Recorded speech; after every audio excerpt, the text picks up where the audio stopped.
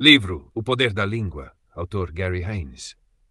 Prefácio. Quero compartilhar com você um poder que descobri, tão incrível que exerce domínio sobre tudo que fazemos e somos, tanto no campo natural quanto no espiritual. E o mais fascinante, esse poder está em nossas mãos, apto a ser controlado pela forma como agimos. Descobri esse poder num pequeno versículo bíblico, no livro de Provérbios. Quando era criança, diziam que palavras não tinham poder sobre a minha vida. Cresci acreditando nessa falácia. Mas um dia vi, com novos olhos, nesse versículo tão curto, a influência fenomenal que a língua tem. A revelação dessa tremenda força sobrenatural tem mudado profundamente a minha vida. Conhecendo esse segredo, tenho evitado tragédias, desastres, derrotas e até a própria morte. Tenho liberado Deus para realizar constantes milagres na minha vida, e ela tem sido mais abençoada, feliz e próspera com esse princípio em ação. Você também pode experimentar as extraordinárias bênçãos desse poder quando aplicado da forma correta, ou a destruição quando usado de forma abusiva e errada. Está curioso para saber mais? Então entre comigo numa pequena jornada nas páginas deste livro. É de fácil leitura, pode ser lido em pouco tempo, mas garanto que causará um impacto profundo na sua vida, família e negócios. Você não vai se arrepender. Gary Haynes. 1. O poder da morte. Um casal muito simpático, com 3 lindos filhos, estudava em um seminário preparando-se para servir a Deus no ministério. Todos que os viam juntos concordavam que formavam um belo casal, talentoso e carismático. A esposa amava tanto o marido que repetia constantemente: "Se for para perder meu marido para outra mulher, prefiro morrer antes." Os anos passaram e eles já exerciam o ministério pastoral em determinada cidade. Infelizmente, o marido começou a esfriar espiritualmente, afastando-se de sua intimidade com Deus. Nesse estado, cedeu à tentação e iniciou um caso com outra mulher. A traição foi descoberta, mas antes que ele decidisse entre continuar ou não o casamento, sua esposa foi diagnosticada com um tumor no cérebro, com pouco tempo de vida, segundo os médicos. E assim aconteceu. Morreu antes de perdê-lo para outra mulher, exatamente como sempre declarara. Sem perceber, ela havia profetizado a própria morte. Acreditava estar apenas expressando afeto, mas suas palavras carregavam poder. Milhões de pessoas cometem o mesmo erro diariamente. Algumas chegam ao extremo de atrair sua própria morte, outras atraem calamidades e desgraças em menor escala, sem perceber que suas palavras liberam uma força sobrenatural. Eu mesmo vivi muito tempo sem entender essa verdade. Quando jovem no ministério, fazia muitas viagens para lugares perigosos. Em certa ocasião, ao retornar de uma viagem, disse ao meu pai: "Pastor, desde antes do meu nascimento, acho que vou morrer numa rajada de balas de metralhadora em uma dessas viagens." Já havia repetido isso a outras pessoas, pois gostava da reação emocional que causava. Na minha ignorância, eu estava abrindo uma porta no mundo espiritual para que o inimigo executasse exatamente isso. Mas meu pai reagiu com sabedoria e me perguntou: "Filho, Deus lhe revelou isso ou você está falando da boca para fora? Se forem palavras ditas de forma displicente, precisa quebrá-las antes que se tornem realidade." Ainda não compreendia bem esse princípio, mas aceitei a advertência do meu pai e imediatamente quebrei o poder das minhas palavras, graças a Deus a tempo, antes que elas se cumprissem. Declarei: "Quebro o poder das minhas palavras sobre minha morte por uma rajada de balas de metralhadora.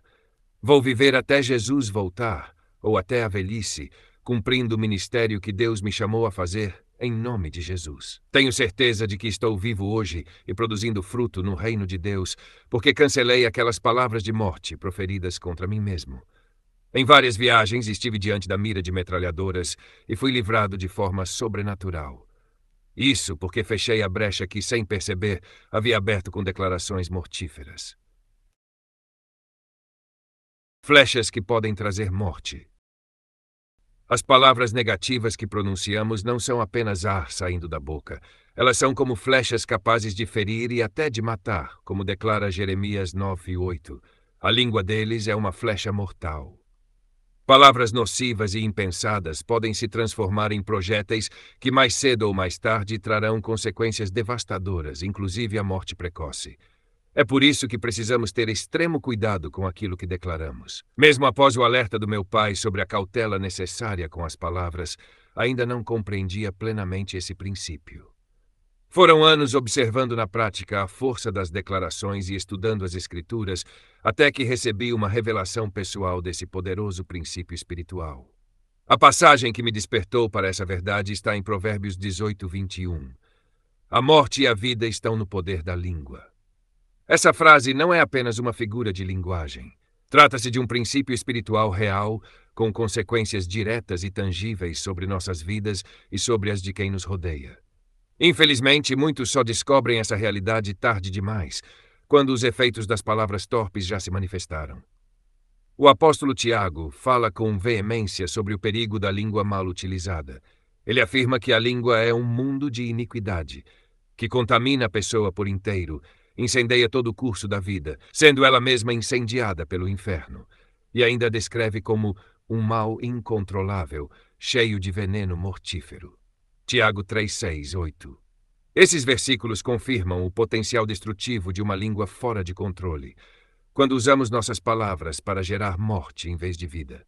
Lembro-me do testemunho de um pastor africano que realizava um notável trabalho de evangelização no interior de seu país. Ele já havia fundado mais de 100 igrejas, muitas delas às margens de um grande rio. Com o crescimento do ministério, precisou de um meio mais rápido para visitar as igrejas e líderes sob sua supervisão. Após orar, sentiu direção de Deus para comprar um pequeno hidroavião. Iniciou o curso de pilotagem, obteve o brevet e, com alegria, conseguiu adquirir um avião usado. A satisfação de poder visitar suas igrejas com rapidez e a sensação de liberdade ao voar o empolgavam profundamente. Certo dia, ao retornar de uma viagem, olhou para a esposa e disse, achando tratar-se de uma simples expressão: "Amo tanto estar no ar que acho que seria uma maneira gloriosa de morrer um dia, dentro de um avião." Impressionado com aquele sentimento, repetiu essa frase diversas vezes para amigos e pastores do seu ministério. Após alguns meses de voos com seu pequeno avião, aconteceu o primeiro desastre. Ele perdeu o controle enquanto estava no ar e caiu no rio. O avião foi destruído, mas ele sobreviveu. Ainda assim, não percebeu a conexão entre suas declarações de morte gloriosa no avião e o acidente. Continuou repetindo a mesma frase e, com o dinheiro do seguro, comprou outro avião e voltou a pilotar com o mesmo entusiasmo. No ano seguinte, sofreu o segundo acidente, novamente caindo nas águas. O avião foi destruído, mas ele sobreviveu mais uma vez. Persistindo no erro, adquiriu um terceiro avião, sem jamais revogar as palavras de morte que havia pronunciado sobre si. Na terceira queda, suas palavras finalmente se cumpriram. Morreu exatamente da forma como havia dito inúmeras vezes. Acredito que os 2 primeiros acidentes foram alertas divinos, dando-lhe oportunidade de anular suas declarações. Mas ele ignorou os sinais e partiu. Era um homem íntegro, de oração e fé, um servo frutífero no reino de Deus. No entanto, por não compreender o princípio do poder das palavras, teve uma morte precoce. Embora ainda tivesse muito a realizar, abriu uma brecha espiritual por causa da imprudência verbal. Achava romântico, talvez até heróico, dizer que morreria voando, mas sem perceber estava decretando sua própria sentença. E o mais triste é que ele poderia ter evitado esse fim. Palavras ditas não podem ser apagadas, mas podem ser anuladas por novas declarações. Se ele tivesse tomado consciência e proclamado algo como "Não morrerei em um desastre aéreo, quebro agora essas palavras lançadas sem entender. Declarou que cumprirei minha missão e morrerei em paz em velhice. Acredito que ainda estaria vivo, servindo ao Deus que amava." Tome extremo cuidado com o que fala. O poder da morte e da vida não opera apenas entre ímpios ou pessoas afastadas de Deus. Crentes sinceros, consagrados e obedientes também podem atrair destruição prematura por causa da imprudência verbal. Precisamos zelar por cada palavra que sai da nossa boca, que sejam sempre palavras de vida e não de ruína. Outro exemplo é o de um cantor e pianista evangélico americano, ungido e usado por Deus. Ele frequentemente dizia a amigos: "Viajo muito de ônibus e acho que vou morrer em uma dessas viagens." Sem discernir o poder de sua confissão, determinou seu próprio destino. Pouco tempo depois, sofreu um acidente de ônibus e foi o único passageiro a morrer. Seu ministério poderia ter tocado milhares de vidas, mas foi interrompido por causa das palavras imprudentes. Provérbios 25:15 diz: "A língua branda quebra até ossos." A palavra branda, segundo o dicionário Wise, significa de pouca intensidade. Ou seja, até uma palavra fraca tem poder para quebrar ossos. E uma palavra forte, qual é o limite do seu impacto? Até Jesus, durante seu ministério terreno, vigiava suas palavras com zelo. Isso deveria nos fazer refletir ainda mais. Jesus venceu a batalha das palavras. A maior batalha de Jesus contra Satanás foi travada por meio de palavras. Em Mateus 4, lemos que após jejuar 40 dias e 40 noites no deserto, Jesus teve fome. E foi justamente nesse momento de fragilidade física que a tentação veio. O texto diz que ele foi levado ao deserto pelo Espírito para ser tentado. As 3 investidas de Satanás aconteceram por meio da distorção das Escrituras. O diabo usava a própria palavra de Deus de forma manipulada, tentando induzir Jesus a declarar algo errado. O objetivo era simples: fazer com que Jesus proferisse palavras equivocadas que abririam uma brecha para sua derrota. O inimigo sabia que se conseguisse fazer Jesus falar algo contrário à vontade do Pai, poderia comprometer toda a missão de redenção. No entanto, Jesus respondeu com sabedoria, baseando-se em interpretações corretas da palavra. Ele percebeu claramente a intenção do adversário e não cedeu. Se o próprio Cristo, sendo o Filho de Deus, vigiou cuidadosamente cada palavra que pronunciou, entendendo o impacto espiritual das declarações, quanto mais nós devemos estar atentos ao que dizemos. Com respostas cheias de verdade e alinhadas com a vontade de Deus, Jesus derrotou Satanás, e o diabo teve de recuar.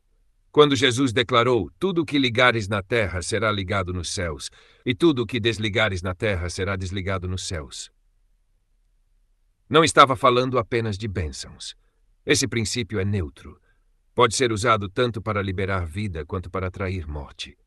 É desejo de Deus que usemos nossas palavras para ligar no céu coisas boas.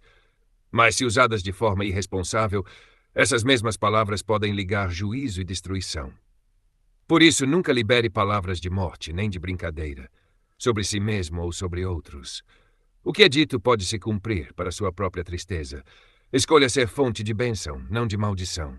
Use o poder da sua língua para gerar vida, nunca morte. Final do capítulo 1, tradução, Anthony L. Salles. 2.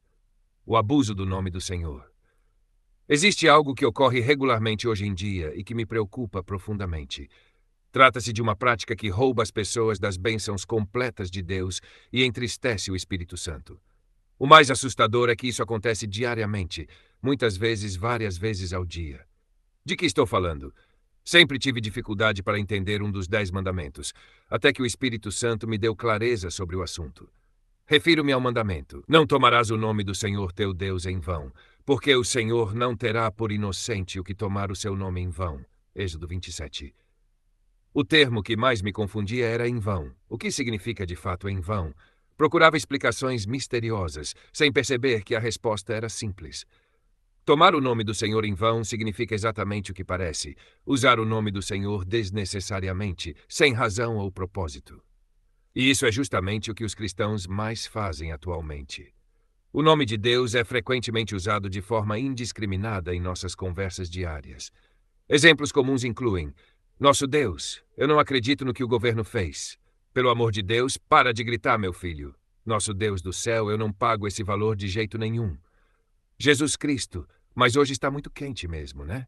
Meu Deus, isso doeu demais. Estamos usando o nome de Deus como um expletivo, ou seja, apenas para realce ou para completar a fala. Muitas vezes ele substitui palavrões como se fosse aceitável ou melhor do que ofender com palavras vulgares. Mas, na verdade, isso entristece profundamente o Espírito Santo que habita em nós. Com o nome do Senhor não se brinca. Os antigos escribas demonstravam tremendo respeito e zelo pelo nome do Senhor. A reverência era tanta que, ao copiar os manuscritos das Escrituras, realizavam um rito de purificação antes de escrever o nome de Jeová. No Antigo Testamento, há uma história que ilustra claramente as consequências de usar o nome do Senhor em vão. Em 2 Reis 18 e 19, encontramos o rei Ezequias sendo ameaçado por Senaqueribe, rei da Síria, que marchou com seu enorme exército e acampou ao redor de Jerusalém, cheio de arrogância e soberba. Senaqueribe enviou mensagem a Ezequias exigindo a rendição da cidade, mas cometeu um erro gravíssimo. Blasfemou contra o nome do Senhor, dizendo: Em quem é que vocês pensam estar confiando? Seu Deus não tem poder para salvá-los, pois não é melhor do que os deuses de todos os outros países que já conquistei. Ezequias está enganando vocês quando os exorta a confiar no seu Deus, pois ele não é um Deus. Além disso, enviou uma carta ao rei de Judá, continuando suas injúrias por escrito. A reação de Ezequias é impressionante.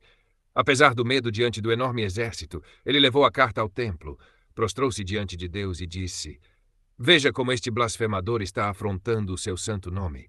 Faça algo, ó Deus, e mostre que é o verdadeiro Deus, porque sei que o Senhor pode nos livrar. Ele não se concentrou em seu perigo imediato, mas ficou indignado com o abuso do nome do Senhor, algo que enfurece o próprio Deus. Deus respondeu imediatamente por meio do profeta Isaías, garantindo que Senaqueribe voltaria derrotado pelo mesmo caminho de onde veio, sem entrar em Jerusalém, e que morreria por ter escarnecido do seu nome. Naquela mesma noite, Deus enviou seu anjo, que matou 185.000 homens do exército inimigo. O rei assírio sobreviveu apenas para ser posteriormente assassinado por 2 de seus próprios filhos em Nínive. Com o nome do Senhor, não se brinca. Um princípio imutável. O rei Davi chegou a chamar de ímpias e inimigas as pessoas que usam o nome do Senhor em vão, chegando a odiá-las. No Salmo 139, de 22, ele declara: Ó Deus, tu matarás de certo o ímpio, apartai-vos, portanto, de mim, homens de sangue, pois falam malvadamente contra ti, e os teus inimigos tomam o teu nome em vão. Não odeio eu, ó Senhor, aqueles que te odeiam, e não me aflijo por causa dos que se levantam contra ti. Odeio-os com ódio perfeito. Tenho-os por inimigos. A veemência de Davi contra quem profana o nome do Senhor demonstra o respeito e a bênção especial de Deus sobre ele. Talvez você pense que isso se restringe à lei do Antigo Testamento, mas o princípio de não usar o nome do Senhor em vão é imutável, pois está relacionado à natureza de Deus e à forma como devemos interagir com ele. Esse cuidado foi evidente também entre os discípulos da igreja primitiva, que mantinham grande reverência pelo nome do Salvador. O próprio Jesus ensinou o mesmo princípio em seu ministério. Na oração do Pai Nosso, ele diz: Santificado seja o teu nome. Repare, ele não mencionou a face, a presença ou o caráter de Deus, mas o nome. O nome de Deus representa tudo o que ele é, a manifestação da sua pessoa, e deve ser reverenciado com todo o coração. No Antigo Testamento, Moisés demonstra essa importância ao ser chamado por Deus na sarça ardente. Ao receber a missão de libertar o povo de Israel, Moisés questiona qual é o nome de Deus, pois sabia que o nome expressava sua natureza e poder. Deus revela a ele: Eu sou. No Evangelho de Mateus, o reino de Deus é chamado de reino dos céus, prática comum entre certos judeus da época que substituíam o nome de Deus por céus, por respeito. Esse cuidado revela o monumental respeito que Mateus e outros tinham pelo nome de Deus. A autoridade e o poder do nome de Jesus. Antes de retornar à destra do Pai, Jesus nos revestiu com autoridade por meio de seu nome, dizendo que faríamos obras maiores que as suas e que tudo o que pedíssemos em seu nome seria feito. O poder do nome de Jesus ficou evidente quando foi preso no Horto das Oliveiras. Ao serem questionados por quem procuravam, os soldados disseram: Jesus Nazareno. Jesus respondeu: Sou eu. Naquele instante, seu nome manifestou sua divindade e autoridade de forma tão poderosa que os soldados caíram ao chão. João 18, 4, 7. O nome de Deus carrega a manifestação, autoridade e domínio de sua pessoa, exigindo nosso respeito. Os apóstolos também compreenderam esse poder. Em Atos 5:41, lemos: Os apóstolos saíram do sinédrio, alegres por terem sido considerados dignos de serem humilhados por causa do nome. Eles tinham tanto respeito pelo nome de Jesus que muitas vezes diziam apenas o nome, evitando usá-lo gratuitamente. Sabiam que quem usa o nome do Senhor em vão não participa plenamente de seu poder. Esse conhecimento era tão evidente que até os incrédulos notavam. Um grupo de 7 irmãos exorcistas judeus, sem relacionamento com Deus e sem temor, tentou usar o nome de Jesus como um feitiço para expulsar demônios. Veja o que aconteceu. Alguns judeus que expulsavam espíritos malignos tentaram invocar o nome do Senhor Jesus sobre os endemoniados, dizendo: Em nome de Jesus, a quem Paulo prega, eu lhes ordeno que saiam. Eram os 7 filhos de Seva, um dos chefes dos sacerdotes judeus. O espírito maligno respondeu: Jesus, Paulo, eu sei quem é. Mas vocês quem são? Então o endemoniado saltou sobre eles, dominando-os e espancando-os com tal violência que fugiram nus e feridos.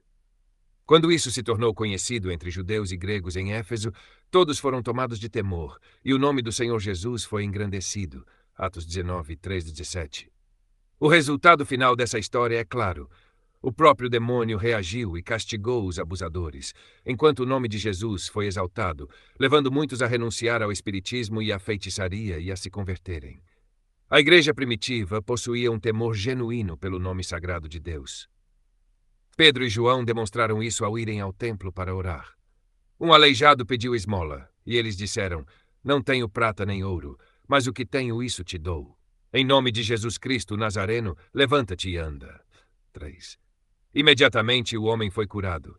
Eles não tinham dinheiro no momento, mas possuíam algo ainda mais valioso: o conhecimento do poder do nome de Jesus e um respeito incomensurável por ele. Esse mesmo respeito é uma condição essencial para que hoje possamos exercer o poder do nome de Jesus da mesma forma que os apóstolos. O Novo Testamento reforça esse princípio em Tiago 2,7. Não são eles que difamam o bom nome que sobre vocês foi invocado? Difamar o nome do Senhor era considerado gravíssimo pela igreja primitiva. Quando usamos o nome de Deus ou de Jesus de maneira desnecessária como expletivo, estamos tomando o nome do Senhor em vão, abusando de sua santidade. Pessoas que praticam isso frequentemente perdem o temor do Senhor e têm menos poder em suas orações. Por isso, muitas vezes, a igreja contemporânea não manifesta o mesmo poder do Espírito Santo como ocorria na igreja neotestamentária. Falta o respeito profundo pelo nome de Deus que eles tinham. Usando o nome de Jesus pela razão correta, o nome de Deus jamais deve ser pronunciado de forma descuidada ou supérflua. Devemos falar o nome de Deus apenas em duas situações: quando estamos nos dirigindo a Ele ou quando falamos a respeito dele. As principais formas de falar com Deus são oração, súplicas, ações de graças, intercessão, petições, louvor, adoração. As principais formas de falar a respeito de Deus são evangelismo, ensino da palavra, exercício de dons espirituais, pregação, compartilhamento de bênçãos. Quando respeitamos o nome do Senhor, deixando de usá-lo em vão, recebemos unção para invocá-lo com efeito. Deus quer que invoquemos seu nome para curas, milagres e libertações. Honrar o nome do Senhor preserva seu poder para os momentos em que realmente precisarmos. Um exemplo real ocorreu com uma senhora idosa voltando da igreja, confrontada por um assassino que já havia matado 3 pessoas. Ao atacá-la, ela clamou: Afaste de mim, em nome de Jesus. No instante, o assassino ficou pasmo, voltou-se e fugiu. Mais tarde, ao ser preso, disse à polícia: Como podia atacá-la se apareceram 2 homens enormes ao lado dela? Naquele momento, Deus enviou 2 anjos para protegê-la, porque ela mantinha uma profunda reverência ao nome do Senhor. Usar o nome do Senhor desnecessariamente é tomá-lo em vão e entristecer o Espírito Santo. Para corrigir isso, devemos reconhecer o erro, pedir perdão e buscar viver no Espírito. A palavra assegura que não há condenação para os que estão em Cristo. Se você já pronunciou o nome do Senhor em vão, reconheça, peça perdão e permita que o Espírito Santo o ajude a honrar o nome de Deus. Ao fazê-lo, você verá uma nova demonstração do poder e da presença de Deus em sua vida. Final do capítulo 2, traduzido por Antonielli Salles. Capítulo 3. A língua, uma força sobrenatural. Meu dia estava indo bem. A caminho de um compromisso importante em outra cidade, dirigia meu carro em alta velocidade. De repente, o pneu estourou com um grande barulho. O carro desgovernou, patinando à esquerda e à direita, executando manobras de quase 90 graus. Consegui controlar o carro de novo sem bater em nada e encostá-lo à beira da estrada. Saí do carro com tranquilidade, sabendo que Deus havia me guardado. Calculei que dispunha de tempo suficiente para trocar o pneu e ainda chegar ao meu compromisso sem me atrasar. Abri o porta-malas e retirei o estepe para colocar no lugar do pneu estragado. Fui pegar o macaco quando percebi que não estava no lugar. Naquele momento, lembrei-me que o havia tirado do carro e esquecido de colocar de volta. Estava em uma parte bem deserta da estrada, no meio do nada. Não tinha como chegar a um telefone para pedir assistência. Rapidamente a minha alegria sumiu, minha atitude piorou e comecei a ficar irritado. Até dei um chute no pneu do carro, machucando meu pé. Fiquei mais aborrecido ainda. Desanimado, encostei na lateral do carro e, como o dia estava muito quente, comecei a suar em profusão. Cruzei os braços e fiquei muito emburrado. O resto da alegria que sentia foi embora. Murmurei comigo mesmo sobre as dificuldades que enfrentava para viver pela fé, servindo a Deus no ministério. Reclamei do carro velho que possuía, que vivia dando problemas, me deixando na mão, e pelas minhas constantes dificuldades financeiras, por estar iniciando o ministério. De repente, ouvi a voz do Espírito Santo me dizendo: louve-me. Falei com Deus: não estou com vontade de louvar, Pai. O Senhor não consegue ver que estou com problemas aqui no meio do nada? Está muito quente, vou perder meu compromisso e estou chateado com tudo isso. Pensava que somente podia louvar a Deus quando me sentisse bem, quando estivesse para cima. Mais uma vez ouvi a voz do Espírito em mim dizendo: louve-me. Ainda relutei em começar, mas quando me falou pela terceira vez, decidi obedecer, mesmo sem querer. Com pouquíssimo ânimo sussurrei um glória a Deus, pensando: obedeci. Agora o Espírito vai me deixar em paz para continuar o meu momento de miséria, sentindo pena de mim mesmo. Foi quando ele me disse para louvá-lo novamente. Dessa vez, com um pouco mais de ânimo, disse aleluia, numa voz normal. Logo comecei a sentir-me melhor e falei com entusiasmo: te exalto, meu Deus. Quando percebi, estava ali no meio do nada, encostado no meu carro, com as mãos para cima, louvando a Deus com todo o meu coração.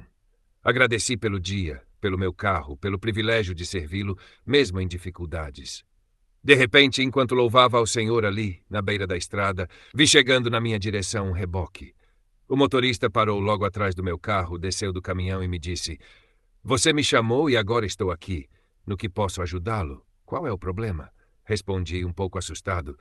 Eu chamei você? Sim. Há 20 minutos recebemos a sua ligação explicando onde você estava e pedindo socorro. 20 minutos atrás. Correspondi exatamente ao momento em que comecei a louvar ao Senhor. Rapidinho, o homem me ajudou a trocar o pneu do carro. Fiquei preocupado com o pagamento, pois estava com pouquíssimo dinheiro. Quando fui fazer o acerto, descobri que a empresa dele era associada a um clube automobilístico ao qual eu pertencia. Então a ajuda dele foi de graça. Fui embora, agora louvando a Deus com mais ardor, pois aquela ligação fora orquestrada por Deus e, creio eu, executada por um anjo do Senhor. Apesar do contratempo, ainda cheguei ao meu compromisso com alguns minutos de antecedência. Deus somente liberou ajuda quando comecei a louvá-lo com a minha boca. Naquele dia aprendi uma grande lição sobre como Deus opera em nossas vidas. Descobri o poder das palavras pronunciadas, sejam em louvor ou através de declarações de fé. O princípio é o mesmo. Na língua está a chave da vitória e da derrota. Jesus nos mostrou o incrível poder investido em nossas palavras, quando falou: qualquer que disser a este monte, ergue-te e lança-te no mar, e não duvidar em seu coração, mas crer que se fará aquilo que diz, tudo o que disser lhe será feito. Repare a ênfase. Aquele que disser, crer no que diz, será feito o que dizer.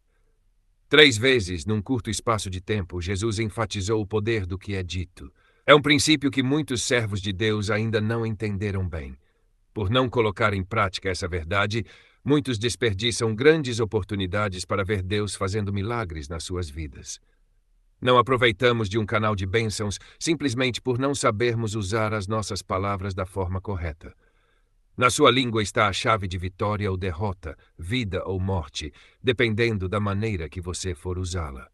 Se você entender esse preceito e usar a sua língua para fazer declarações de vitória, poderá ver as circunstâncias mudadas da ruína para o triunfo.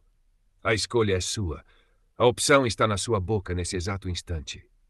Moisés ecoou nossa escolha através das nossas bocas, quando disse ao povo de Israel: a palavra está bem próxima de vocês, está em sua boca e em seu coração. Por isso vocês poderão obedecer-lhe. Vejam que hoje ponho diante de vocês vida e prosperidade ou morte e destruição.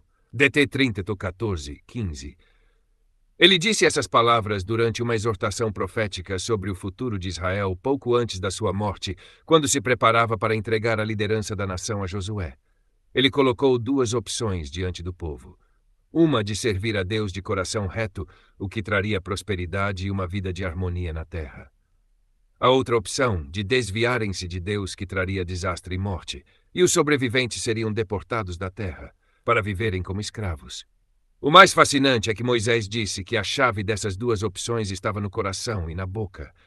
No coração, porque é ali que sentimos e decidimos o que vamos falar, mas tudo é selado com a boca. Jesus explicou mais sobre esse princípio quando disse: pois a boca fala do que está cheio o coração. Moisés estava dizendo, de uma forma inegável, que as suas bocas iriam fazer a diferença se tivessem vida ou morte, prosperidade ou destruição. E o princípio que enunciou naquele dia ainda é válido. Até hoje podemos trazer milagres e bênçãos para as nossas vidas, dependendo das palavras que falamos.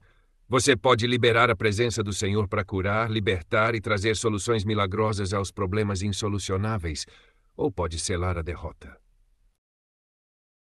Quando tinha 16 anos, fiz a minha primeira viagem pela fé para pregar numa cidade distante, em Monte Azul, MG, aproveitando minhas férias escolares. Após alguns dias de pregação nas praças e evangelismo nas ruas da pequena cidade escolhida, eu e o amigo que me acompanhara iniciamos a nossa viagem de volta.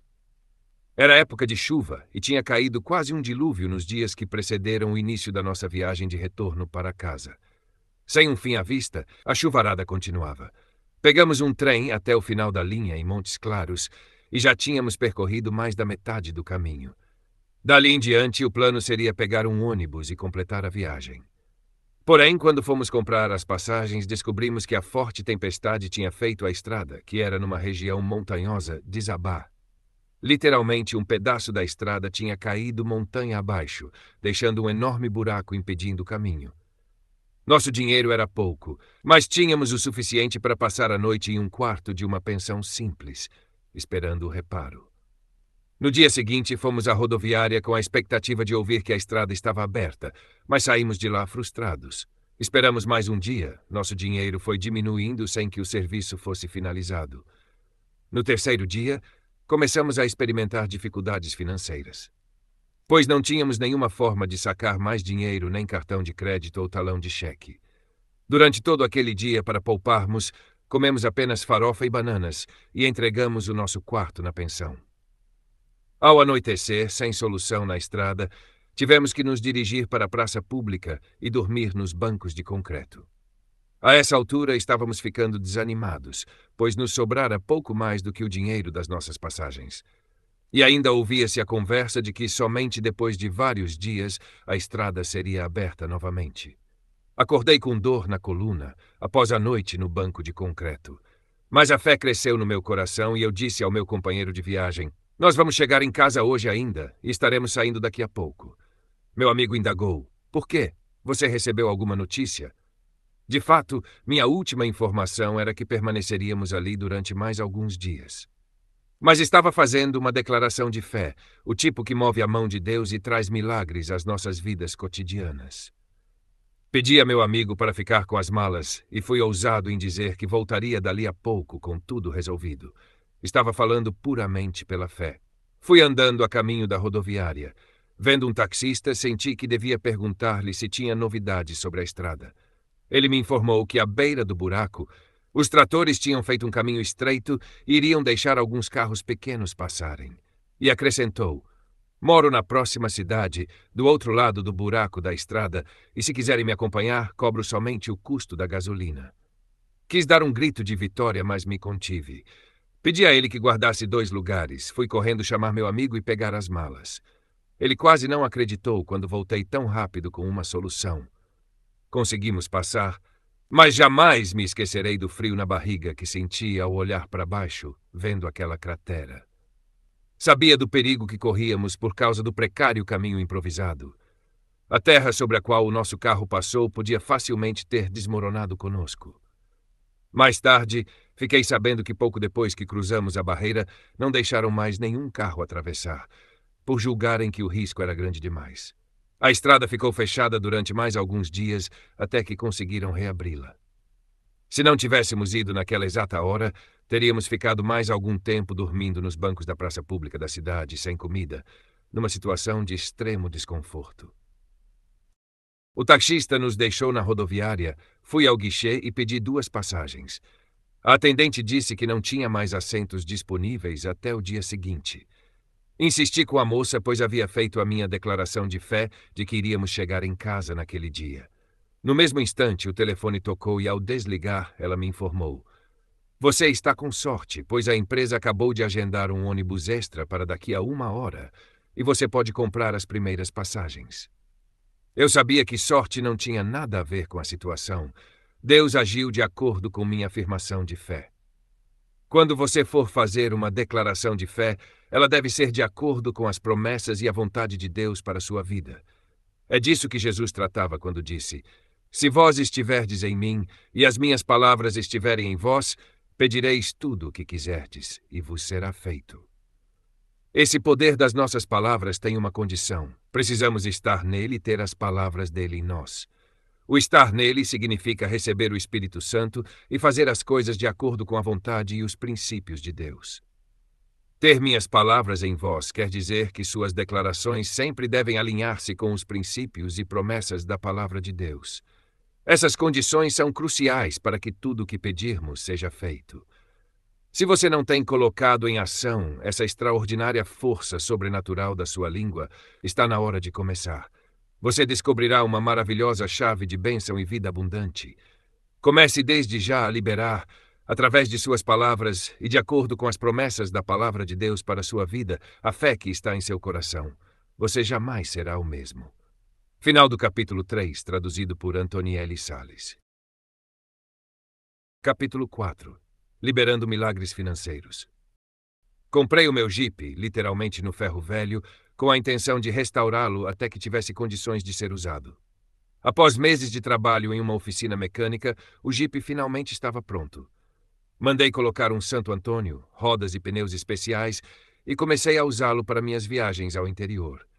Certo dia, enquanto estava realizando um estudo bíblico em minha casa, em Belo Horizonte, deixei o Jeep, que agora estava bem bonito, estacionado na rua. Após a reunião, fui até a porta para acompanhar um dos irmãos que estava indo embora e olhei em direção ao meu carro. Só que ele não estava mais lá. Tinha sido roubado. Senti a sensação estranha que todo mundo experimenta quando algo de valor lhe é tirado. Voltei para dentro de casa e contei o que tinha acontecido às pessoas que ainda estavam ali. Fui para o quarto, com o intuito de chamar a polícia, pensando: eu não vou aceitar isso. Pela fé, vou conseguir o meu Jeep de volta. Retornei à sala e disse: não vou aceitar o roubo do meu Jeep. Vou recuperá-lo pela fé. Venham orar comigo. Fizemos um círculo e, com todas as pessoas de mãos dadas, eu orei: Deus, faça o meu Jeep parar de funcionar de forma que os ladrões tenham que abandoná-lo. Obrigado por uma resposta milagrosa, Senhor. Em nome de Jesus, amém. Estava totalmente confiante que o milagre estava vindo, que teria o carro de volta. Quando terminamos a reunião, ainda permanecemos conversando por mais algum tempo. Uma das pessoas que participou do estudo bíblico foi embora antes das outras. Poucos minutos depois, ela voltou, dizendo: venha rápido comigo. Não tenho certeza, mas acho que acabei de ver o seu Jeep. Entrei no carro com ele e andamos não mais do que 2 quarteirões, chegando na avenida principal do bairro. Ali estava o meu Jeep. O carburador tinha entupido e o carro parou de funcionar. Os ladrões tentaram desentupi-lo, mas, como foi exatamente na avenida principal, foram forçados a abandonar o veículo roubado para não correrem o risco de serem descobertos. Exatamente do jeito que eu disse com minha boca, aconteceu. Tenho certeza de que, se não tivesse dito aquelas palavras e feito aquela oração específica, teria perdido definitivamente o meu Jeep. Ao fazer a minha confissão de fé, liguei no céu a minha resposta, que em seguida se tornou um milagre real na minha vida.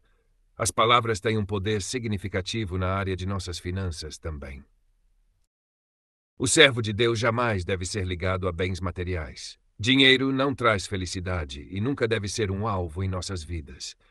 Se começamos a focar no dinheiro, ele acabará sendo uma pedra de tropeço no nosso caminho.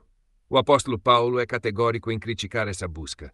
Ele disse que os que querem ficar ricos caem em tentação, em armadilhas e em muitos desejos descontrolados e nocivos, que levam os homens a mergulharem na ruína e na destruição. Pois o amor ao dinheiro é a raiz de todos os males. Algumas pessoas, por cobiçarem o dinheiro, desviaram-se da fé e se atormentaram com muitos sofrimentos. Timóteo 6, 9 e 10. Paulo realmente foi enfático nesses versículos, mostrando que a riqueza não deve ser um fator motivador, uma meta para nós, pois a cobiça devasta todos que a alimentam. Porém, preste bastante atenção. É o amor ao dinheiro que é a raiz de todos os males, não o dinheiro em si. Ele é meramente uma ferramenta e não destrói as vidas. O que provoca a ruína é o desejo desordenado por ele e o seu mau uso. Isso sim traz desolação. Por mais que os servos de Deus nunca devam almejar o dinheiro, o fato é que vivemos num mundo onde precisamos dele diariamente, inclusive para financiar os nossos projetos de serviço ao Senhor. Tendo as prioridades certas, não é errado orar para que Deus supra as suas necessidades.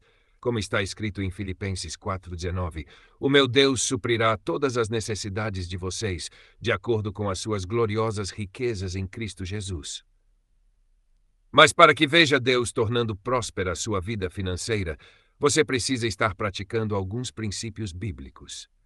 Um desses preceitos é: você tem que ser uma pessoa generosa, compartilhando seus bens através de dízimos e ofertas para a obra do Senhor. Como está escrito em PV 11:25, o generoso prosperará. Quem dá alívio aos outros, alívio receberá. Veja que esse princípio de contribuir com dízimos e ofertas não era apenas um preceito do Velho Testamento. Pois Paulo, ao comentar sobre a disposição que os coríntios tinham em ofertar com liberalidade, disse: lembrem-se, aquele que semeia pouco também colherá pouco, e aquele que semeia com fartura também colherá fartamente. Vocês serão enriquecidos de todas as formas, para que possam ser generosos em qualquer ocasião. Seu 9:6-11. Você pode observar nessa passagem que ter as nossas necessidades supridas e prosperidade na área financeira é um princípio bíblico. Porém, ele funciona somente quando a nossa motivação é de abençoar e compartilhar com a obra de Deus, e nunca quando o nosso alvo é apenas alimentar a nossa ganância pessoal. A generosidade fez as janelas do céu se abrirem. Lembro-me de uma ocasião, anos atrás, quando estava enfrentando muitas provações financeiras, apesar de viver pela fé, investir meu tempo integral no ministério e crer em Deus para enviar o sustento que precisava. Naquele mês específico, eu tinha recebido menos da metade do valor que precisava para pagar meu aluguel e outras contas mensais. Fui estimulado na minha fé, lendo a palavra de Deus, para colocar o Senhor à prova, como está escrito em Malaquias.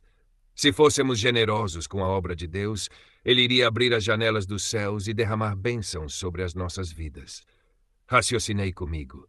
Já que tenho apenas a metade da quantia que preciso para pagar as minhas contas desse mês, que diferença faz para Deus suprir a metade do que preciso ou o valor todo?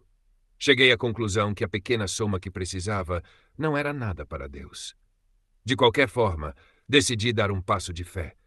Disse ao pastor que dividia a casa comigo, que já que não dispunha do suficiente para pagar as minhas contas, iria doar tudo o que tinha. Eu estava convicto de que Deus ainda iria me abençoar financeiramente aquele mês, de forma que sobraria dinheiro até para comprar várias coisas que precisava. Fiz a minha declaração de fé naquele instante. Tome muito cuidado com o que você fala sobre a sua situação financeira.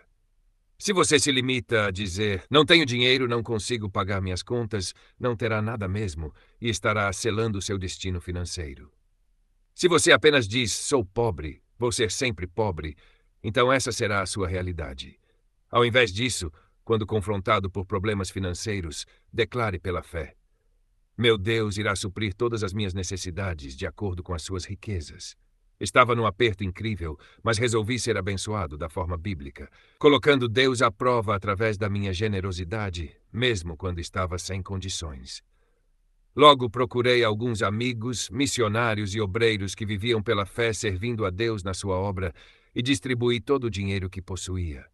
Não disse a eles que era a última quantia que tinha e que estava passando por uma grande prova financeira. Dei o dinheiro a cada um deles com um imenso sorriso no meu rosto, pois sabia que Deus ama quem dá com alegria. Eles pensaram que eu estava passando por um momento muito próspero e estava dando da minha fartura. O inimigo veio sussurrar no meu ouvido que eu era um tolo, que não iria conseguir pagar as minhas contas naquele mês, que iria causar vexame. Mas sabia que Satanás é um mentiroso e que vem para atacar a nossa fé.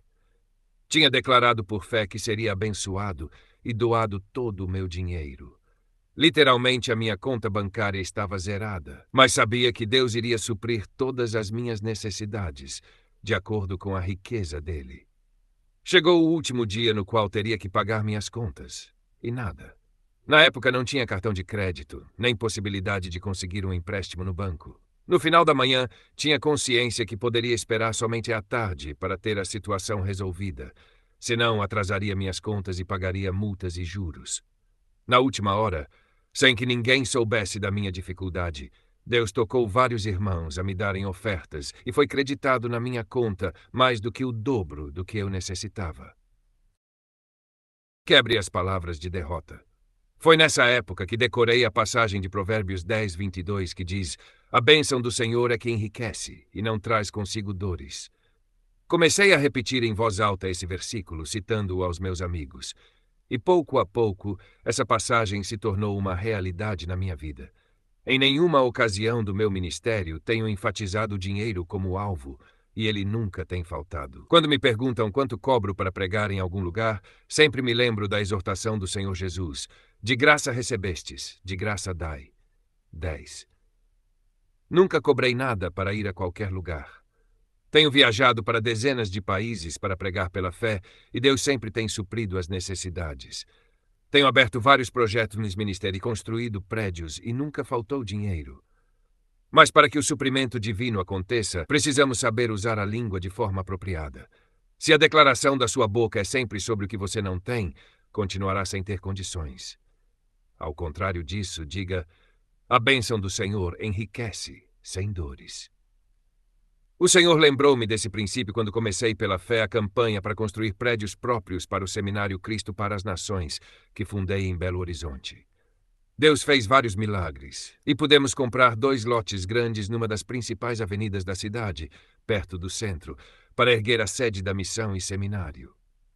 Empolguei-me tanto com a provisão divina para a compra dos lotes, que tive uma confiança enorme que o dinheiro viria logo para a construção. Depois de alguns meses compartilhando a visão, não tinha conseguido angariar muitos recursos. Às vezes, Deus permite que as coisas demorem para testar a nossa fé e ver como vamos reagir. Tenho que admitir que dessa vez não passei na prova. Após mais de 1 ano sem avanço no projeto, desanimei. Sem prestar atenção ao que falava, comecei a proferir palavras de derrota sobre o projeto. Fiz comentários sobre como era difícil construir e até cheguei a ponto de dizer que não tinha certeza se íamos conseguir erguer o projeto. Um dia após fazer um comentário assim, senti a voz do Espírito Santo me chamando a atenção. Ele me disse: "Meu filho, você está selando a derrota desse projeto com suas palavras de desânimo. Eu abençoo palavras de fé, não de dúvida. Quebre o poder dessas palavras e fale pela fé. Você já conhece esse princípio. Trate de colocá-lo em prática." Logo em seguida, a repreensão do Espírito, pedi perdão a Deus, chamei a liderança do Cristo para as nações e disse: "Tenho travado o nosso projeto de construção por causa das minhas palavras. Estou quebrando o poder daquelas palavras negativas e declaro pela fé que vamos começar a construir com o pouco dinheiro que temos. O valor que tínhamos poupado até então não dava nem para pagar o alicerce do primeiro dos 2 prédios. Antes que esse dinheiro acabe, Deus vai mandar mais, e vamos completar essas 2 obras." No dia seguinte, comecei a colocar as minhas palavras em ação e negociei para que pudéssemos iniciar logo a construção. Depois de uma semana, Deus tocou um pastor, líder de um grande ministério, que eu não conhecia, para doar o dinheiro que precisávamos para fazer os 2 prédios inteiros. A partir do momento que mudei a minha forma de falar e comecei a agir pela fé, Deus encaminhou o meu milagre, que veio à tona apenas 7 dias depois. Deus é fiel em cumprir suas promessas, e sua mão é movida quando falamos pela fé. Princípios para receber bênçãos. Existem 5 princípios principais para experimentarmos as bênçãos de Deus no âmbito financeiro. Para que possamos prosperar de acordo com o padrão bíblico, precisamos praticar os seguintes princípios. 1. Ser generoso. Você deve dar com liberalidade para a obra de Deus. 2. Ter integridade. Deus abençoa nossas finanças quando somos honestos. 3. Trabalhar. As mãos preguiçosas empobrecem o homem, porém as mãos diligentes lhe trazem riqueza. Pevô 10:4. 4. Agir pela fé. Fé move a mão de Deus para que nos abençoe. 5. Falar de acordo. Nós precisamos ter palavras que se alinhem com as promessas da palavra de Deus.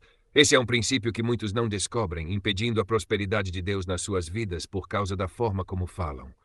Esses 5 princípios são os que trazem prosperidade em longo prazo. Colocando em ação essas verdades, você terá as suas necessidades supridas no dia a dia. Mas há momentos na vida em que as circunstâncias nos colocam num beco sem saída, quando algo acontece inesperadamente fora do nosso planejamento e faz com que precisamos de um milagre financeiro. Exatamente nesses momentos, Deus está disposto a fazer um milagre extraordinário para nos mostrar a sua grandeza. Gosto muito de uma pequena história bíblica que ocorreu entre Pedro e o Senhor Jesus sobre esse assunto. Pedro foi abordado pelos cobradores de impostos, e quando foi perguntar ao Salvador a respeito desse tema, Jesus se adiantou, antes que ele pudesse se manifestar, falando sobre o pagamento do imposto. A parte mais interessante da história vem agora. Jesus falou a Pedro: "Vá ao mar e jogue o anzol. Tire o primeiro peixe que você pegar, abra-lhe a boca, e você encontrará uma moeda de 4 dracmas. Pegue-a e entregue a eles, para pagar o meu imposto e o seu." Agora, lembre-se de um fato importante. Antes de seguir a Jesus, a profissão de Pedro era de pescador. Ele sabia muito bem que não é normal encontrar moedas na boca de peixes. Isso era totalmente inconcebível. Então, para que esse milagre pudesse acontecer, Pedro tinha que exercer fé na palavra do Senhor. Ele tinha que ir ao mar, jogar o anzol e abrir a boca do peixe. Tudo pela fé. Aos olhos humanos, nada disso fazia sentido nenhum. Já peguei muitos peixes na minha vida e consigo até imaginar como deve ter sido a sensação de abrir a boca do peixe e encontrar ali aquela moeda.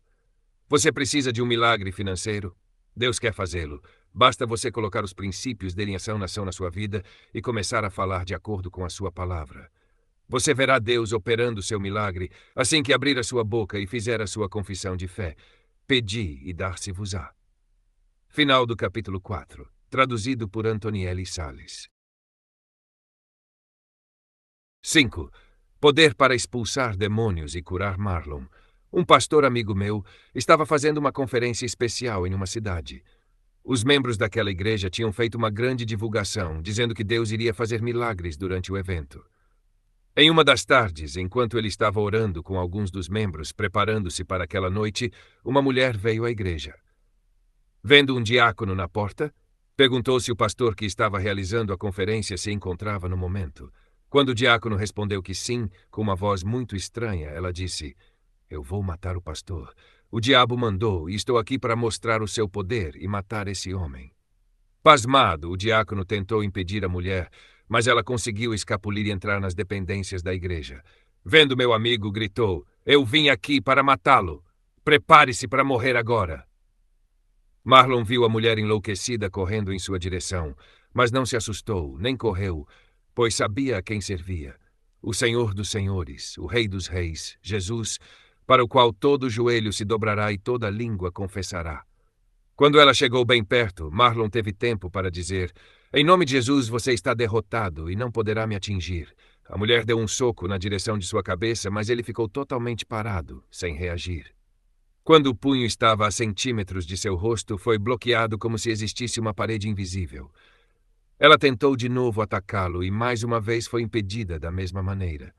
Isso a deixou mais enlouquecida ainda. Ela continuou tentando com mais desespero penetrar a parede, sem conseguir. Após algum tempo, ela parou e disse a Marlon: "Que poder é esse?" Ele respondeu: "Eu sirvo a Jesus. É no nome e no poder dele que você está sendo impedida agora." Em seguida, falou: "Demônio, saia já dessa mulher em nome de Jesus e deixe-a em paz." Naquele instante, sentiu uma presença saindo da mulher e ela foi liberta. Marlon dirigiu uma oração. Ela abriu seu coração, aceitou a Jesus como seu Salvador e foi completamente transformada pelo poder de Deus. Palavras de autoridade contra Satanás. Deus pôde operar assim naquele dia, porque ao invés de tentar se proteger com as mãos naturais, Marlon se protegeu com a força de Jesus, liberada através de suas palavras de fé. Quando enfrentamos o inimigo, precisamos entender a tremenda força que há em liberar o poder de Deus através de palavras de autoridade contra Satanás e os demônios. Jesus especificamente nos deu essa autoridade. Vejo isso claramente quando ele diz: Eu lhes dei autoridade para pisarem sobre cobras e escorpiões e sobre todo o poder do inimigo. Vai ser 10:19. Precisamos tomar posse da autoridade que Jesus nos deu com ousadia e intrepidez se quisermos ver Satanás ser posto em fuga. E o que falamos tem uma influência monumental nessa guerra travada contra o diabo. O poder da palavra falada para curar. Um homem impressionou Jesus profundamente por entender de forma profunda esse princípio. Foi um centurião romano que procurou o Senhor para que curasse o seu servo. Jesus logo se prontificou a acompanhá-lo à sua casa para ministrar a cura. Era o que todos que solicitavam ajuda pediam, uma visita pessoal e um toque das suas mãos restauradoras. Mas esse oficial romano foi bem diferente dos outros, pois entendia algo que a grande maioria não compreendia. O que era diferente nele? Ele entendia o poder da palavra falada para concretizar o milagre. Ele respondeu à oferta de Jesus de ir à sua casa com a seguinte frase: Senhor, não sou digno de que entres debaixo do meu telhado, mas dize somente uma palavra e o meu criado há de sarar. Jesus ficou tão impressionado que disse que em todo Israel não havia encontrado outra pessoa com tamanha fé. Por quê? Simplesmente porque o centurião entendia o princípio espiritual do poder da palavra falada para que Deus realize milagres. Volte a ler os relatos dos evangelhos nas passagens em que Jesus curou os enfermos e expulsou demônios. Você vai perceber algo fascinante. O Senhor raramente orava para curar alguém. Ele simplesmente dizia as palavras e as pessoas eram curadas ou libertas. Com certeza Jesus orava, e muito, mas quase sempre antes e depois da hora do milagre. Orava para ter comunhão com Deus Pai e para se preparar, mas raramente na hora em que estava realizando curas e libertações do poder do diabo. Ele simplesmente ordenava e as coisas aconteciam. Disse que era exemplo para nós, que poderíamos fazer de forma igual tudo o que fez em seu ministério aqui na terra.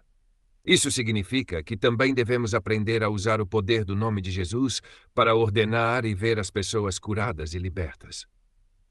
Certa vez estava pregando em uma campanha numa tenda. À noite, no meio da minha mensagem, uma mulher endemoninhada começou a gritar e a causar grande comoção. Um obreiro correu em direção a ela, agarrou seus cabelos com as mãos e começou a puxá-los, sacudindo sua cabeça para cá e para lá, enquanto orava a Deus para libertá-la. Mas nada aconteceu e a mulher continuou a manifestar a presença de Satanás. Senti em meu coração que não era hora de orar, mas de ordenar pela fé. Desci do palanque e cheguei perto dela. Ela estava rastejando no chão como se fosse uma cobra. Ajoelhei bem perto e disse com autoridade: Em nome de Jesus, saia dessa mulher agora e deixa em paz. Naquele instante ela foi liberta, aceitou Jesus como Salvador e saiu dali transformada pelo poder de Deus. A libertação daquela mulher aconteceu na hora exata, pois há momentos para ordenar e outros para orar. Devemos recalcar as nossas vidas de oração, sim, e isso é importantíssimo. Porém, existe a hora correta de orar e a de agir ordenando com fé. Invocar o nome de Jesus com autoridade é que trará o milagre. O inimigo não tem poder de fogo ilimitado, como alguns pensam. Somente Deus tem esse poder. O de Satanás é restrito, é quantificado. Ele tem apenas um número específico de demônios e um limite de coisas que pode fazer ao mesmo tempo. Então, qual é a estratégia dele? É a de concentrar o seu ataque em qualquer instante nos lugares que pode, em dois campos específicos. O primeiro é no lugar onde consegue fazer mais estragos, contra pessoas já enfraquecidas. O segundo é atacar as pessoas que causam mais estrago contra ele, como um ataque preventivo. O poder da palavra falada para ordenar aos demônios. Quando era adolescente, recebi o chamado de Deus para ingressar no ministério. Aceitei o imperativo divino e comecei a ministrar a palavra aos 15 anos, em cultos nas praças. Com 16 anos, já pregava em igrejas. Como estava incomodando o inimigo, comecei a sofrer maciçamente os seus ataques. Ele não só ataca onde o ministério já é grande, onde já está sendo incomodado, mas também os que potencialmente podem importuná-lo no futuro, que era o meu caso. Às vezes, ia dormir sentindo opressão do inimigo e até uma presença demoníaca no quarto.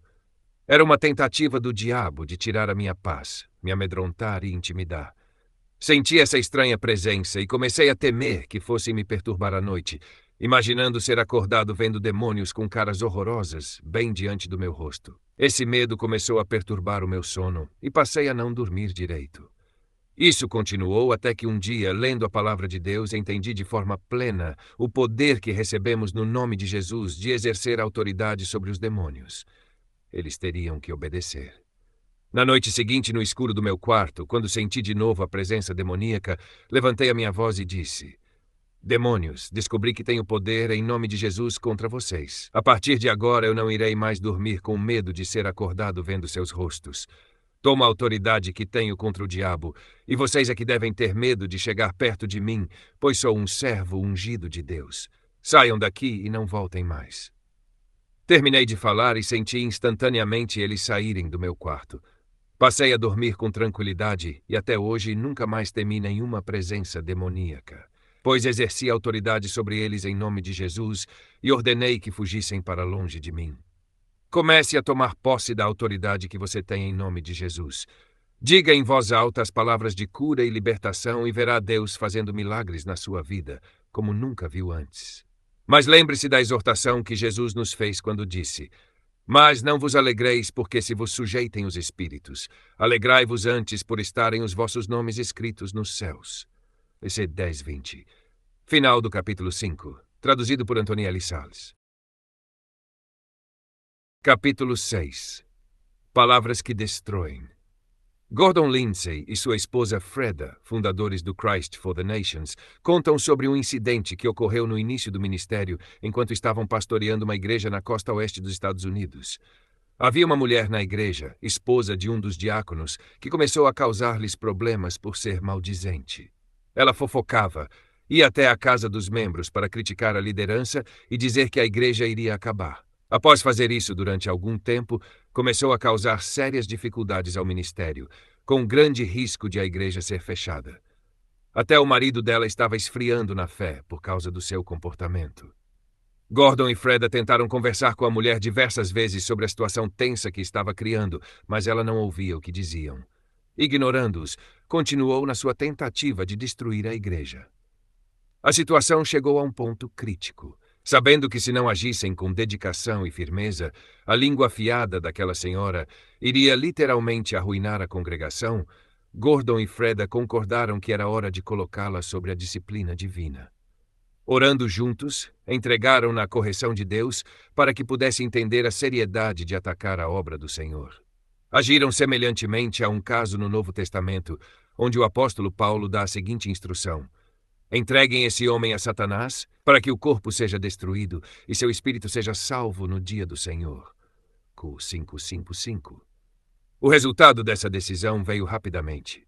Dentro de alguns dias, o marido da mulher maldizente ligou para o pastor Gordon, pedindo que ele e Freda viessem à sua casa. A mulher, que dias antes intentava destruir a igreja, agora estava prostrada na sua cama, cheia de um terror que a imobilizava. Ela acreditava que um demônio a atacara e que estava prestes a ficar insana. Viram através de seu pavor que estava de fato desolada e sem esperança.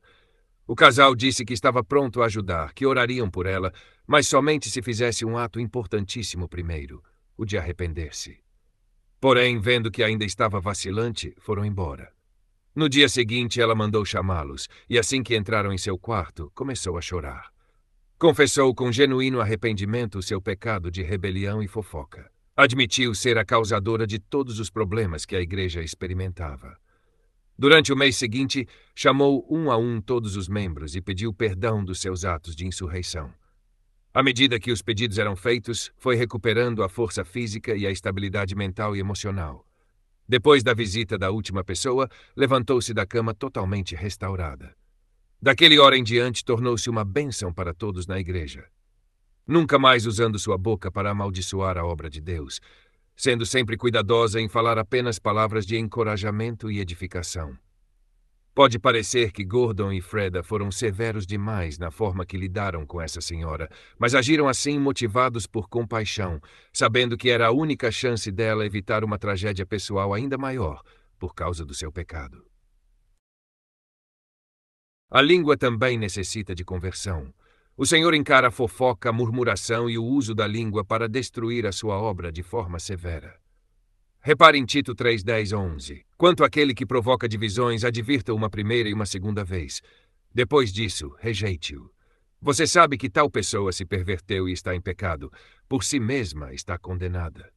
Essas palavras de Deus são fortes. Ele não aceita esse tipo de atitude expresso através das nossas palavras. Disse que a pessoa que age assim está pecando, será maldita, sinônimo de condenada, e deve ser excluída da igreja. Precisamos entender que palavras podem destruir quando usadas de forma errada, como em Provérbios 11:9. O hipócrita com a boca destrói o seu próximo. Muitas pessoas se convertem, mas esquecem-se de converter a língua junto com elas, permitindo que suas bocas sejam fontes de subversão e arraso, com palavras falsas e maliciosas. Tiago falou sobre isso. De uma mesma boca procede bênção e maldição. Meus irmãos, não convém que isto se faça assim. Tegens 10. Isso não é o que Deus deseja para nós, e não devemos agir dessa maneira. Esse tipo de comportamento entristece profundamente o Espírito Santo em nós, como está escrito em Efésios 4:29-30. Não saia da vossa boca nenhuma palavra torpe, mas só a que for boa para promover a edificação, para que dê graça aos que a ouvem. E não entristeçais o Espírito Santo de Deus, no qual estáis selados para o dia da redenção. Quando eu era criança, meu pai pastoreava uma igreja no interior da Califórnia, em Fresno. Havia um jovem casal na igreja que tinha o hábito de fazer críticas maldosas aos outros membros. Um dia, fizeram um comentário malicioso de cunho racial contra uma pessoa que estava entrando para a congregação. Meu pai os repreendeu, mas não aceitaram a correção e saíram da igreja. Sem perceber, tinham liberado julgamento com aquelas palavras e em menos de 2 semanas os dois morreram em um acidente de carro. A murmuração pode ser muito perigosa. Repare a exortação do apóstolo Paulo aos Coríntios. E não murmureis, como também alguns deles murmuraram e pereceram pelo destruidor. Q 10. Muitos consideram a fofoca algo inocente e pensam que não faz mal a ninguém. Fuja desse engano. Não existe fofoca inocente. Outros disfarçam como pedidos de oração, dizendo, ore por fulano, pois fiquei sabendo que... E começam a falar da vida dos outros com aparência de santidade. Quando falamos o que não devemos, acabamos pecando. Na multidão de palavras não falta pecado, mas o que modera os seus lábios é sábio. Somos os principais afetados por nossas palavras de destruição. Nossas palavras influenciam até a maneira de Deus nos julgar. Jesus tratava disso quando disse, mas eu vos digo que de toda palavra ociosa que os homens disserem, hão de dar conta no dia do juízo. Porque por tuas palavras serás justificado e por tuas palavras serás condenado. Sabendo da tremenda influência que elas têm, devemos ter cautela em falar corretamente e jamais usar nossas bocas para liberar a calamidade. Um pastor, amigo de meu pai desde antes do meu nascimento, teve uma experiência que mostrou claramente o poder das palavras para trazer destruição. Ele supervisionava igrejas no estado de Missouri, nos Essajusa. Quando um pastor foi convidado para assumir a liderança de uma igreja sem pastor titular, 2 diáconos e um pastor assistente ficaram zangados e rebelaram-se, falando mal do novo pastor e do amigo do meu pai. A revolta deles foi tamanha que saíram da igreja protestando e ameaçando. A raiva de 2 dos 3 homens transformou-se em ódio. Um deles chegou a declarar que queria matar o pastor, se pudesse fazê-lo sem ser preso. Em pouco tempo, sua vida foi arruinada. Perdeu a esposa para outro homem e viu seu filho se tornar viciado em drogas.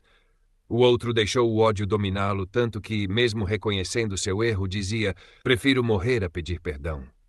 Não demorou e ele foi encontrado morto em sua cama. A autópsia não revelou causa física. Ele morreu jovem, com pouco mais de 50 anos, porque suas palavras o destruíram. O último dos 3 teve um final feliz porque se arrependeu. Foi até os pastores que prejudicou e pediu perdão com lágrimas nos olhos. Com isso, quebrou o poder das palavras que havia proferido e impediu que trouxessem destruição sobre si mesmo. Hoje, a benção de Deus é grande em sua vida. Foi chamado para o ministério, pastoreia uma igreja e leva muitas almas ao reino de Deus. Toda vez que se sentir tentado a fofocar ou murmurar, repreenda o inimigo imediatamente. Não permita que seja criada uma brecha para que Satanás penetre, trazendo estrago e derrota. Lembre-se do que está escrito em Provérbios 21:23. O que guarda a sua boca e a sua língua, guarda a sua alma das angústias. Final do capítulo 6, traduzido por Antonielli Salas. Capítulo 7. O poder da vida. A segunda parte da passagem que me inspirou a escrever esse livro, A morte e a vida estão no poder da língua, PV 21, é a que eu mais gosto. A vida está no poder da sua língua, se você a usar da maneira correta. Jó entendeu claramente esse princípio e não tropeçou com as suas palavras, mesmo quando foi desafiado pela esposa. Você ainda mantém a sua integridade? Amaldiçoe a Deus e morra. Ele respondeu, você fala como uma insensata. Aceitaremos o bem dado por Deus e não o mal. Em tudo isso, Jó não pecou com seus lábios. Jó 2, 9 e 10.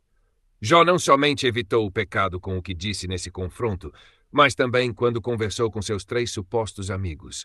Ele soube usar a sua língua para trazer vida, pois de acordo com o que falou e deixou de falar, mais uma vez foi grandemente abençoado por Deus e prosperou abundantemente. Jó é até citado no livro de Tiago como um exemplo de finais felizes, por causa da maneira que se comportou quando enfrentou a adversidade. Ele foi muito sábio em usar a sua boca como uma arma de vida. Foi determinado em manter a sua boca reta. Ele mesmo disse, enquanto eu tiver vida em mim, o sopro de Deus em minhas narinas, meus lábios não falarão maldade, e minha língua não proferirá nada que seja falso. Jó 27, 3, 4. Você tem na ponta da sua língua um poder maravilhoso de abençoar e vivificar todos à sua volta. Nossas palavras têm mais poder do que muitas vezes imaginamos. Palavras que transformam vidas. Um amigo me contou uma história eletrizante sobre o poder das palavras para dar vida. É sobre a sua conversão. Na época vivia uma vida maluca, usava drogas, bebia demais e era mulherengo. Estava num bar quando de repente um rapaz entrou, olhou diretamente para ele e disse, Jesus te ama e quer te salvar. Como na época era estourado e violento, respondeu, cale sua boca, não quero ouvir você. Mas o rapaz falou novamente, Jesus te ama e quer te salvar. Dessa vez, ele ameaçou o jovem, dizendo, se você não parar de falar isso, vou arrebentá-lo. Quando o rapaz repetiu pela terceira vez, Jesus te ama e quer te salvar, meu amigo não aguentou, deu um soco bem no rosto do evangelista e, em seguida, saiu do bar deixando-o caído no chão com a face coberta de sangue. Mas aquelas palavras tinham poder. Ele não conseguiu esquecê-las, por mais que tentasse, de todo jeito, nos dias seguintes. Ia dormir ouvindo aquelas palavras e acordava de manhã ainda com elas na mente. O que pensava que eram meras palavras irritantes tinham um poder maior do que jamais tinha imaginado. No terceiro dia, após o incidente, não conseguiu resistir mais. Caiu de joelhos, sozinho no seu apartamento, e aceitou a Jesus como seu Salvador, com muitas lágrimas e arrependimento sincero. Jamais encontrou novamente aquele rapaz que pregou para ele. Mas as suas palavras continham o poder de vida, mesmo que só descubra o que provocaram quando estiver no céu. Palavras que ressuscitam. Existe um poder sobrenatural para dar vida que pode ser liberado através das nossas palavras. Jesus usou esse poder quando Lázaro faleceu. Todos diziam que o caso não tinha mais solução. Eles garantiram que se Jesus estivesse lá, Lázaro não teria morrido. Mas na concepção deles, agora era tarde demais. Porém, apesar de já ter passado 4 dias, Jesus foi ao túmulo e ordenou que o defunto ressuscitasse. Com a sua ordem, até a morte teve que ceder lugar à vida. Outro amigo meu, Scott Hamilton, me contou a incrível história da sua tia, quando ela ainda era criança. Ela ficou doente e, depois de alguns dias, não resistiu e morreu. Na época, era a própria família que preparava o cadáver para o enterro. Eles já tinham arrumado a menina, colocado a sua melhor roupa, penteado seu cabelo e lavado seu rosto. Quando sua avó entrou em casa e viu a neta morta, exclamou, não posso aceitar isso. Então pegou o corpo, já frio, de sua neta nos braços e levou para fora, enquanto pronunciava palavras de vida e ressurreição, clamando a Deus para que fizesse um milagre naquele momento. Após sentir que o milagre estava selado, levou a neta novamente para o quarto e deitou-a sobre a cama. Assim que o corpo tocou o leito, a menina voltou a respirar e levantou-se ressurreta. As palavras daquela vozinha foram impregnadas de fé e trouxeram a vida de sua neta de volta. Hoje, a tia de Scott é esposa de pastor e, junto com seu marido, já fundou diversas igrejas. Palavras têm verdadeiramente o poder de vida. Há uma promessa no livro de Salmos que é uma das minhas favoritas. Quem de vocês quer amar a vida e deseja ver dias felizes, guarde a sua língua do mal e os seus lábios da falsidade. 34, 12, 13. Davi está claramente imputando para a língua o poder de nos trazer uma vida feliz se a usarmos da maneira correta. Esse livro mostrou uma revelação poderosa sobre o poder das nossas palavras. Porém, enquanto isso for apenas conhecimento, não fará muita diferença. Agora você precisa planejar passos específicos para colocá-lo em ação na sua realidade e ver as mudanças incomparáveis que trará. Leia esse livro mais de uma vez, quantas vezes forem necessárias, para que essas verdades penetrem em cada canto do seu coração. Cada vez que você o ler, mais da luz dessas verdades irá transformar sua forma de falar. Essas mudanças, por sua vez, trarão uma nova unção e presença de Deus, liberando você para subir num nível mais alto das maravilhas do Senhor. Desafio você a colocar em prática a partir de agora o que tem aprendido nesse livro. Com certeza, por meio do que você fala, poderá evitar tragédias e calamidades e liberar o poder de Deus para fazer milagres como jamais experimentou. Sua vida nunca mais será a mesma. Comece a falar palavras inspiradas nas promessas da palavra de Deus, liberando o poder sobrenatural do Espírito Santo. Aproveite o canal de bênçãos que o Senhor quer dar a você. Mude a forma de falar sobre o dinheiro e suas necessidades financeiras para ficar em conformidade com o que a Bíblia ensina. Desde já, libere a sua bênção financeira através de declarações de fé. 3. Aproxime-se da autoridade que tem contra o inimigo e coloque-o em fuga por meio das suas palavras. Proclame a cura como Jesus fazia. 4. Quebre o espírito de fofoca e murmuração na sua vida. Peça perdão pelas vezes que você já destruiu com as suas palavras. Primeiro a Deus e, em segundo lugar, as pessoas que você atingiu. Revogue toda palavra de destruição que já saiu da sua boca.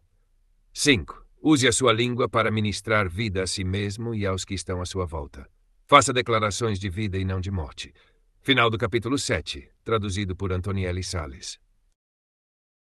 Capítulo 8. Epílogo. Passos para viver o poder da língua. 1. Quebre toda palavra de morte que já saiu da sua boca.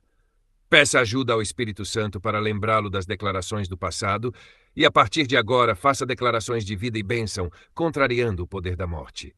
Doe-se perdão a Deus por ter entristecido o Espírito Santo ao usar abusivamente o nome do Senhor. Faça um compromisso sério de nunca mais usar o nome dele em vão. Peça a Deus um renovo de reverência no seu coração para com o santo nome de Deus. O poder da língua. Autor Gary Haynes.